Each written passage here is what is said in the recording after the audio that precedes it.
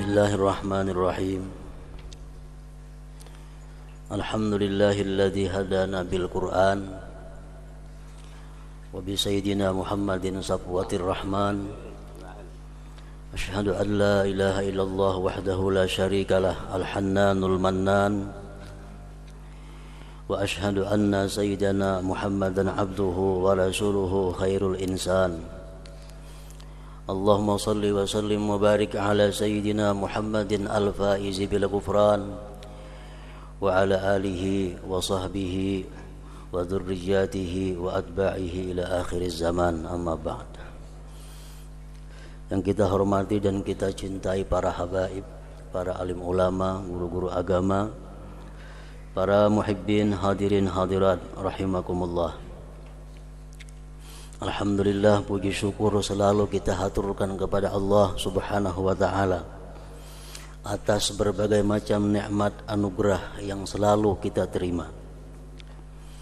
Dan juga salawat dan salam selalu kita sampaikan kepada junjungan kita Nabi besar Muhammad sallallahu alaihi wasallam dan kepada seluruh keluarga, para sahabat, zurriyat dan pengikut-pengikut beliau. Para muhibbin rahimakumullah, As-Samin wa Thalathun min Suwaril Quran, Suratul Sad Makkiyah, wa ayatuha Thamanun wa Thamanun. Yang ke-38 daripada surah-surah Al-Quran, yaitu surat yang bernama Sad. Surat Sad diturunkan di Mekah. Ayat-ayatnya berjumlah 88 ayat. Ayat yang pertama berbunyi Bismillahirrahmanirrahim. Sad wal Qur'ani dzidzikr balil ladzina kafaru bi'izzati wa shiqaq. Dengan nama Allah yang Maha Pengasih lagi Maha Penyayang. Sad. Sebahagian ulama tafsir menjelaskan bahwa Sad itu artinya adalah Sadaqa Muhammadun sallallahu alaihi wasallam bi kulli ma akhbara bihi anillahi ta'ala.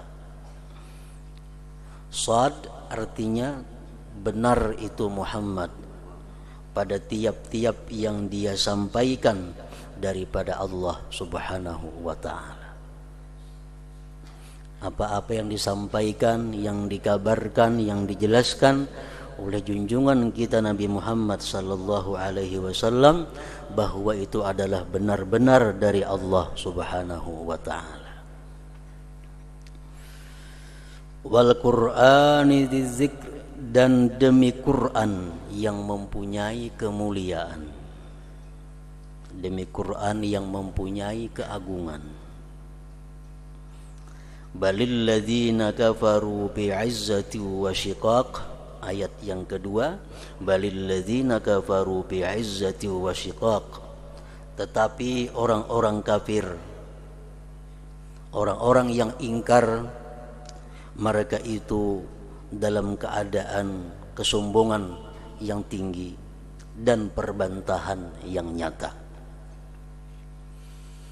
Para muhibbin rahimakumullah, dalam ayat yang kedua ini Allah Subhanahu wa ta'ala menerangkan bahwa orang-orang yang kafir, orang-orang yang tidak percaya, tidak mengakui kepada Nabi Muhammad sallallahu alaihi wasallam, karena mereka itu ada punya perasaan takabur. Mereka punya perasaan gengsi, izzah, dan perasaan berbantah. Orang-orang kafir Quraisy itu sebenarnya hati nurani mereka mengakui tentang kebenaran Nabi Muhammad sallallahu alaihi wasallam.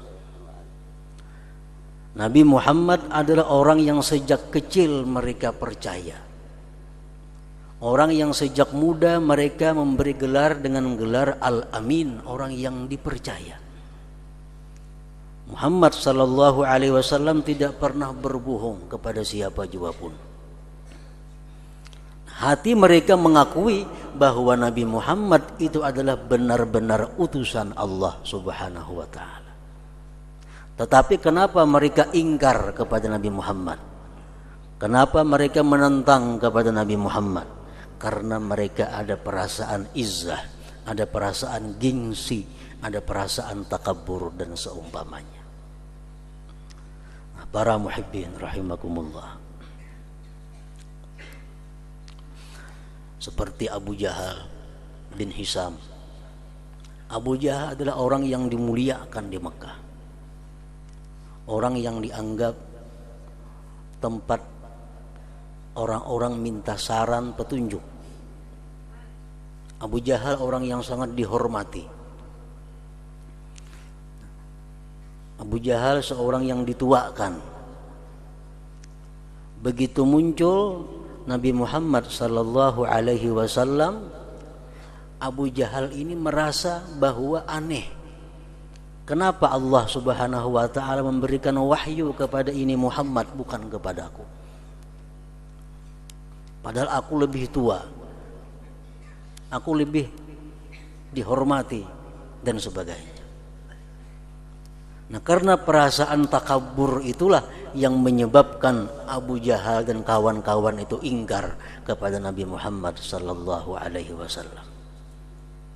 Tapi kalau mereka orang-orang kafir nih bapandiran, mereka percaya bahwa Muhammad itu adalah benar-benar Rasul Allah Subhanahu wa taala.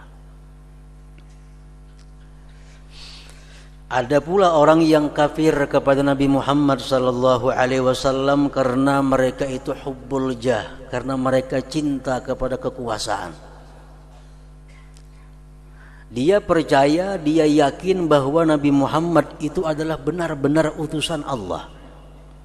Tapi karena mereka khawatir kekuasaannya hilang, mereka khawatir kerajaannya hilang, mereka ingkar kepada Nabi Muhammad sallallahu alaihi wasallam.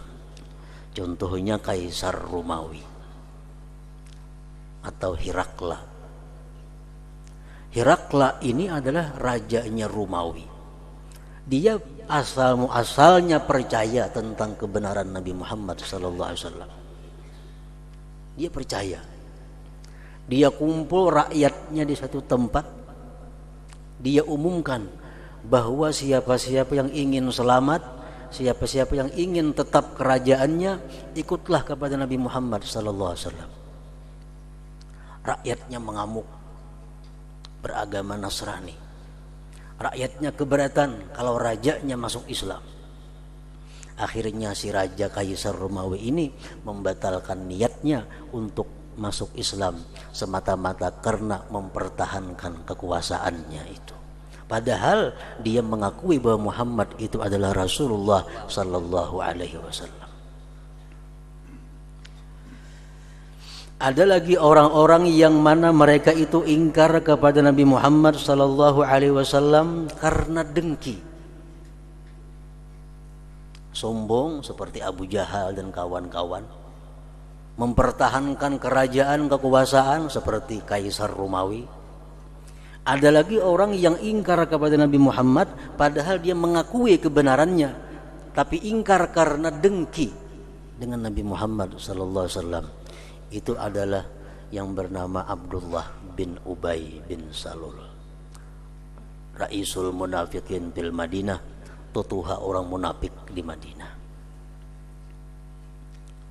Tokohnya orang munafik di Madinah, Abdullah bin Ubay. Kenapa sebabnya Abdullah bin Ubay ini ingkar kepada Nabi Muhammad? Karena dia dengki.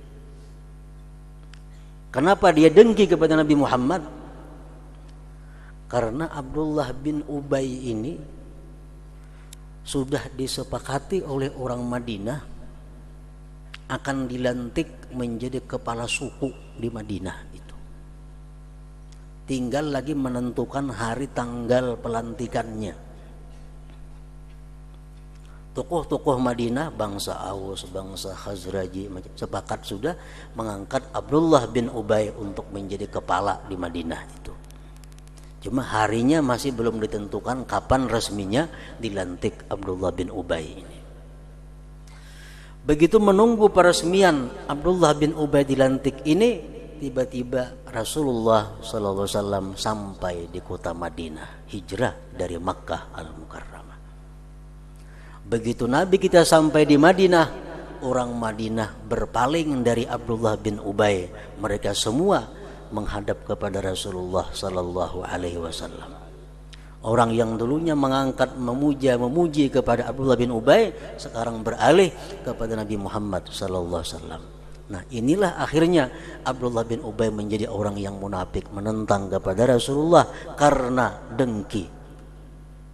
Karena jabatan yang akan disandangnya, seolah-olah sekarang beralih kepada Nabi Muhammad sallallahu alaihi wasallam. Para muhibbin rahimakumullah. Jadi Allah Subhanahu wa taala menyatakan bahwa balil ladzina kafaru bi izzati wa syiqaq. Orang-orang kafir itu mereka sebenarnya gengsi benaja. Padahal mereka mengakui bahwa Nabi Muhammad itu adalah benar-benar Rasulullah sallallahu alaihi wasallam. Ada yang takabur, ada yang hubbul jah, cinta kedudukan, ada yang dengki. Salah satu penyebab datangnya dengki itu kepada seseorang manusia, menurut Imam Al-Ghazali mengatakan adalah fautul maksud, keluputan yang dimaksud. Ini salah satu sebab seseorang itu timbul sifat dengki, keluputan yang dikehendaki. Seperti Abdullah bin Ubay tadi, hanya tinggal menentukan hari akan diangkat menjadi kepala suku Madinah. Datang Nabi kita, akhirnya orang Madinah beralih kepada Nabi kita. Lalu keluputan, hilang, gagal rencana-rencana. Itu penyebab utama datangnya sifat hasad ke dalam diri seseorang manusia. Contohnya lagi, di satu kampung. Di kampung itu sebuah buah kada ada warung. Lalu kita hendak menajak warung dengan harapan orang kampung semuaan nginum ke warungku, belanja nukar macam-macam di warung, di kiosku. Tajak ke warung. Biar menajak warung, sekalinya orang sana menajak juga warung, gana pada seorang. Nah, otomatis kehilangan yang diangan-angan, kehilangan yang dicita-cita.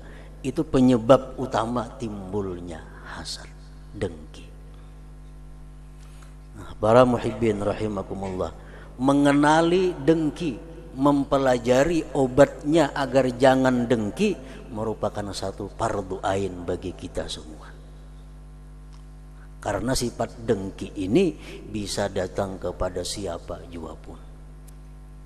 Al-Imam Al-Ghazali mengatakan bahwa termasuk fardu ain seseorang itu mempelajari, mengenali bagaimana asal muasalnya itu dengki, bagaimana cara menghilangkannya dengki agar sifat itu bisa bersih daripada hati kita.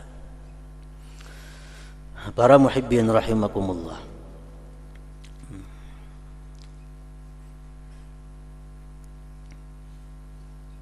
Jadi kedengkian yang ada dalam diri kita wajib kita menghilangkannya.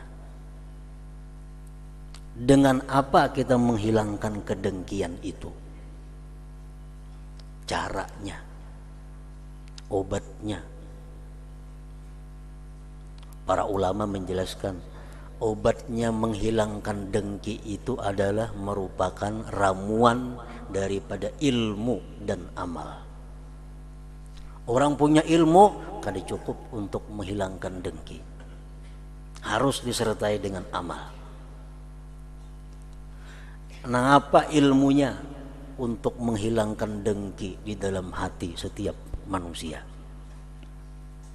Mereka menjelaskan bahwa hendaknya mengetahui orang yang dengki itu bahwa dengki itu adalah dosanya besar.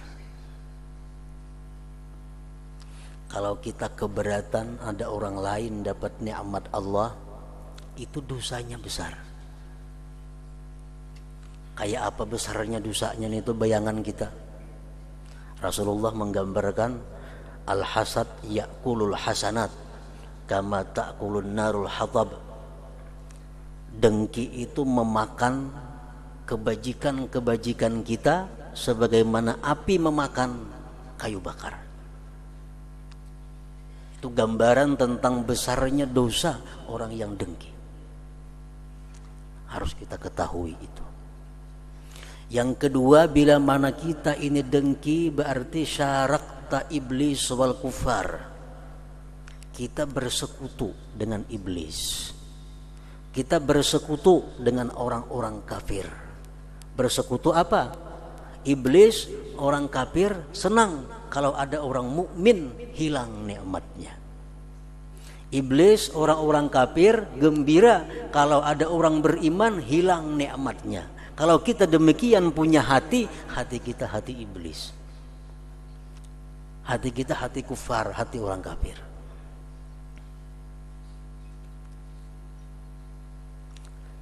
Nah kemudian lagi ilmunya bahwa kedengkian kita itu tidak membahayakan orang yang kita dengki. Kayak apapun kuatnya dengki kita, kada akan bisa menghilangkan nikmat orang yang didengki. Usaha Abdullah bin Ubay untuk menghancurkan Rasulullah bukan main usahanya. Tapi semuanya gagal. Kenapa? Karena kedengkian itu kada akan bisa membahayakan orang yang didengki. Bahkan orang yang didengki itu dapat manfaat daripada kedengkian kita. Kita dengki dengan pulan nah untung kita rugi. Untungnya apa? Pertama untungnya dia dapat pahala. Yang kedua untungnya dia dapat simpati orang lain. Dia dapat simpati orang lain. Nah itu ilmu untuk menghilangkan dengki. Dosanya ganal, bakawan iblis, bakawan orang kafir, gunanya kadada nang didengki maka untung. Kalau kita punya ilmu itu aja kali cukup. Mesti ada amal praktiknya. Praktiknya apa? Para ulama mengatakan ayyuksirat du'a lil mahsud wassana ala. Kita banyak-banyak mendoakan orang yang didengki itu agar dapat kebaikan. Dan kita sering-sering memuji orang yang kita dengki itu. Ini obatnya. Hati kita dengki kepada pulan, imbah sembahyang doakan, ya Allah pulan na ulun dengki ini tuh panjangkan umurnya, sihatkan badannya, luaskan rezekinya, selamatkan dia dunia akhirat. Doakan macam itu. Ya Allah hamba dengki kepada pulan, maka murahkan rezekinya, panjangkan umurnya, sihatkan badannya, selamatkan dia dari segala macam bala dunia dan akhirat. Sering kali berdoa seperti itu akan menghilangkan dengki kita dalam hati kepada pulan tersebut. Para muhibbin rahimakumullah, kenapa dengki itu menjadi sesuatu yang sangat besar dosanya? Karena dengki itu akan membawa kepada beberapa hal yang sangat berbahaya. Pertama, orang yang dengki itu juhudul haq, dia ingkar kebenaran kepada orang yang didengkinya. Contohnya Abdullah bin Ubay, dia ingkar kepada Nabi Muhammad karena dengki. Karena dengki. Yang kedua, akibat dengki itu itlaqul lisan bil ghibah wal buhtan. Mulut kita bisa-bisa menggibah orang yang kita dengki, bisa memfitnah orang yang kita dengki. Tangan kita bisa memukul bahkan membunuh orang yang kita dengki. Itu bahayanya hasad ini. Makanya disebut minal kabair, termasuk dosa yang besar. Nah, para muhibbin rahimakumullah, balil ladzina kafaru bi'izzati wa syiqaq, bahkan orang-orang yang kafir itu mereka pada kesombongan dan perbantahan yang nyata kepada baginda kita Rasulullah sallallahu alaihi wasallam. Surat Shad ini sebagaimana surat yang lainnya banyak bercerita tentang sejarah para nabi-nabi terdahulu, agar sedikit banyaknya kita jadikan contoh pedoman bagi kita. Dalam surat Shad ini Allah Subhanahu wa taala menceritakan tentang Nabi Daud ada. Makanya surat Shad ini bisa juga dikatakan surat Daud. Menceritakan Nabi Sulaiman ada. Menceritakan Nabi Ayub ada pula. Nabi Ayub, nabi yang kita kenal, bertolak belakang dengan Nabi Sulaiman alaihi wassalam. Nabi Sulaiman nabi yang hidupnya makmur, yang hidupnya kaya raya, raja, kemewahan dan sebagainya, sedangkan Ayub seorang nabi yang hidupnya dalam kesengsaraan. Kedua-duanya dikisahkan oleh Allah Subhanahu wa taala dalam surat ini. Ayat 41 berbunyi, "Wadhkur 'abdana Ayyub idh nada rabbahu anni massani asyaitanu binusbi wa 'adzab."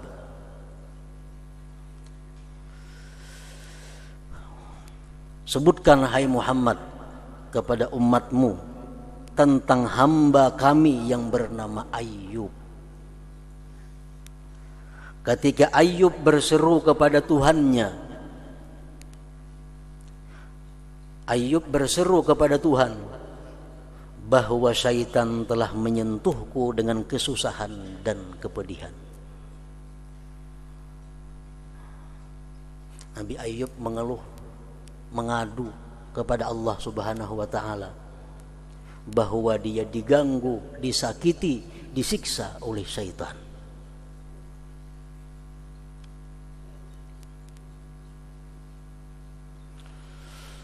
Para muhibbin rahimakumullah, diriwayatkan bahwasanya iblis pernah bertanya kepada Allah Subhanahu wa taala. Ujar iblis, "Hal fi 'abidika man law sallattani alaihi yamtani'u minni?" Wahai Tuhan, adakah orang yang kamu beri izin aku untuk menggodanya, dia mampu mempertahankan dirinya? Iblis bertanya kepada Allah, "Ya Tuhan, adakah orang yang telah kau beri izin aku untuk menggodanya, dia sanggup mempertahankan dirinya?"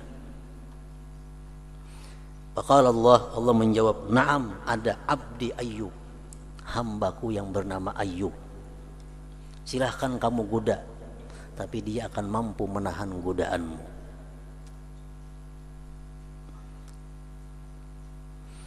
Faja'ala ya'tihi yusawisuhu wa huwa yara iblisa ayanan wa la yaltafitu ilaih. Iblis datang kepada Ayyub dengan wajah potongan yang menyeramkan. Ayyub pada takutan. Ibda kita buka mati iblis sudah. Ayyub digoda iblis dengan wajah yang sangat menakutkan. Ayyub bertahan.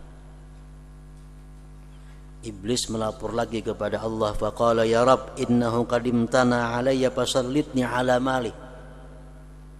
Dan iblis, wahai Tuhan, aku sudah menggodanya, tapi dia mampu mempertahankan dirinya.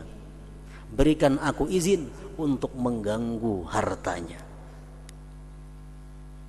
Iblis berangkat ke kebunnya Ayyub. Seluruh kebun Ayyub dibakar oleh iblis. Iblis berangkat kepada ternak-ternak Ayyub, seluruh ternak Ayyub mati. Sewaktu Ayyub beribadah kepada Allah Subhanahu wa taala, iblis datang kepada Ayyub. Ya Ayub, halaka min malika kaza wa kaza. Tuh kebun ikam habis semuaan terbakar. Ternak ikam semuaan habis matian. Fayaqul ujar Ayub, Allahu a'ta wallahu akhaza walhamdulillah. Allah yang memberi, Allah yang mengambil, segala puji bagi Allah. Sedikit pun Ayub kada tergoyang dengan godaan iblis. Padahal seluruh harta dihabiskan oleh iblis. Iblis melapor lagi kepada Allah, faqala ya Rab, inna Ayyub la yubali bimali fasallitni ala waladih. Ya Tuhan, Ayyub sudah ulun habiskan harta-hartanya, tetap Ayyub bertahan. Berikan aku izin wahai Tuhan untuk mengganggu, menghabiskan anak-anaknya. Diberi izin oleh Allah. Suatu malam anak Nabi Ayyub berhimpun di satu bangunan dalam rumah. Iblis guyang, rumahnya rubuh, matian samuan anak Ayyub. Saekung nggak ada tinggal lagi. Anak Ayyub samuan mati. Fahalaka auladuhu bil kulliyah, seluruhnya mati. Datang lagi iblis kepada Ayyub yang sedang beribadah. Ayyub, anak ikam itu semuaan mati di rumah. Rumah ikam rubuh. Ujar Ayyub, jawabannya sama. Allahu a'ta, Allahu akhaza, walhamdulillah. Allah nama memberi aku anak, ingin nama ambilnya, segala puji bagi Allah.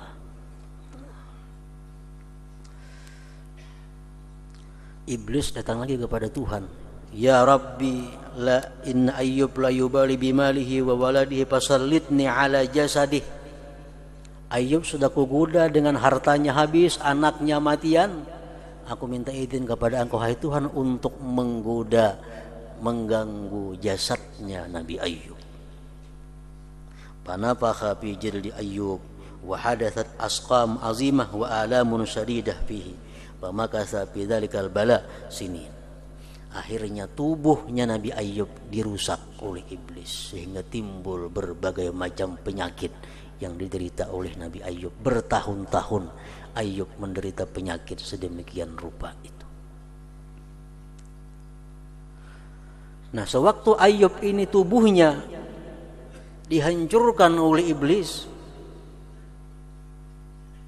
Ayyub cuma mengeluh kepada Tuhan. Anni massani syaitan binusbi wa azab. Hai Tuhan, bahwa aku telah disentuh syaitan dengan kesusahan dan azab. Kada macam kita berdoa, ya Allah segerakan aku, sembuhkan aku, kada. Cuma Ayyub melaporkan kepada Allah, inna syaitan anni massani syaitan binusbi wa azab. Ya Allah, bahwasanya syaitan telah menyentuhku dengan kesusahan dan kepayahan dan azab. Ini adabnya orang berdoa kepada Allah Subhanahu wa ta'ala. Para muhibbin rahimakumullah, setelah penderitaan-penderitaan dialami oleh Nabi Ayyub, dan Nabi Ayyub ini sabar, akhirnya Allah menyembuhkan seluruh penyakit yang ada pada Nabi Ayyub, dan Allah beri keturunan yang lebih banyak, lebih baik daripada anak-anak yang terdahulu. Allah memuji Nabi Ayyub dengan pujiannya, inna wajadnahu sabira ni'mal abdu innahu awwab. Kami dapati Nabi Ayyub itu sebaik-baik hamba karena dia sabar dengan berbagai macam ujian yang diberikan Allah Subhanahu wa ta'ala. Nah, para muhibbin rahimakumullah, penyakit satu bentuk musibah. Kehilangan harta bentuk musibah. Kehilangan anak satu bentuk musibah. Orang-orang yang diberikan Allah Subhanahu wa ta'ala itu musibah, pertanda bahwa dia dicintai oleh Allah Subhanahu wa ta'ala.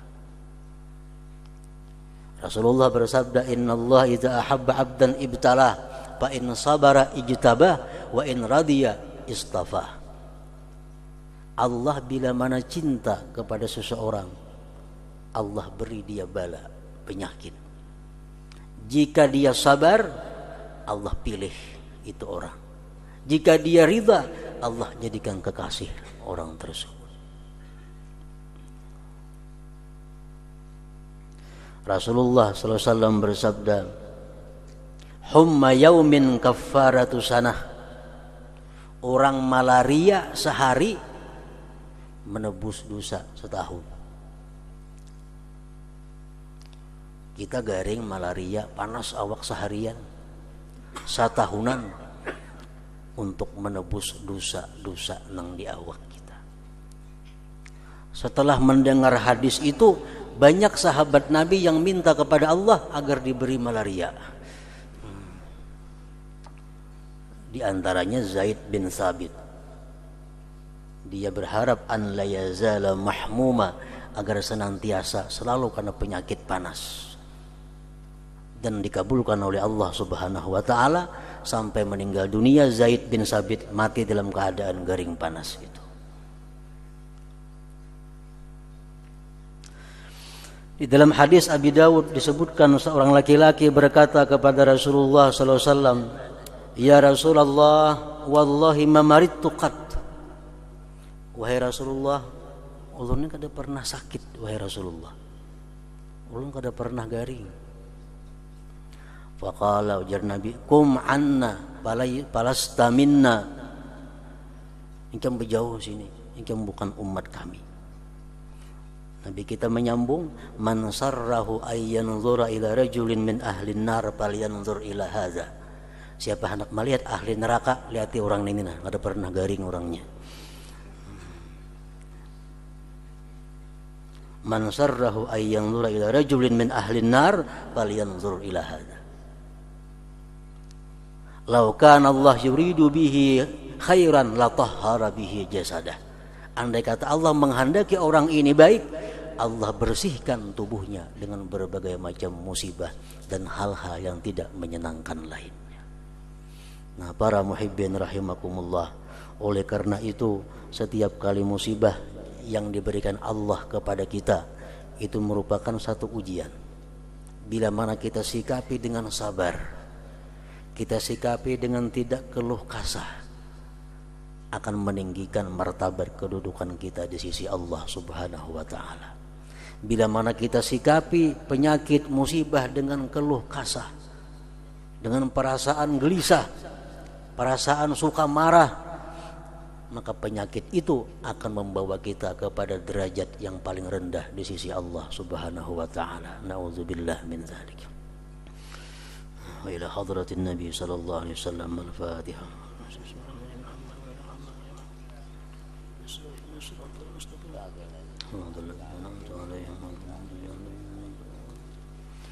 أشهد أن لا إله إلا الله وحده لا شريك له. أشهد أن سيدنا محمدا عبده ورسوله. لا إله إلا الله. نستغفر الله. لا إله إلا الله. نستغفر الله. لا إله إلا الله. نستغفر الله. لا إله إلا الله. ونتوب إلى الله. لا إله إلا الله. محمد رسول الله صلى الله عليه وسلم. فيا أيها الراجون منه شفاعة صلوا عليه وسلموا تسليما.